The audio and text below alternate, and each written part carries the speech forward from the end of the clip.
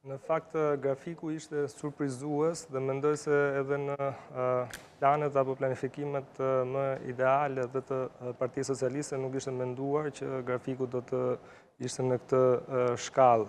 Rama e bëri një prollogaritje, 78 sa nuk jemi ta 71-74, jemi 78-88. Të shkojmë në 82-83 është e kalim edhe i përqëmërimë të tyre. Ishte një situatë ideale ajo që parashikoi 88 mandatën, ndoshta po e pa arritshme.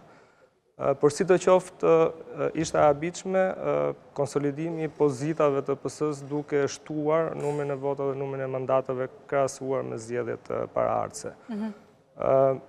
Mendoj se situata ka treguar që Partia Socialiste ka pasur një ekip i cili ka mirë funksionuar krahasimisht me ekipin të cilin ishte ngritur nga Partia Demokratike, pavarësisht se gjatë kohës së fushatave kishte pritshmëri nga opozita për një rezultat krejt tjetër për të përmbysur qeverinë e Partisë Socialiste, por diferencat në vota midis pritshmërive dhe realitetit po tregon një situatë krejt tjetër.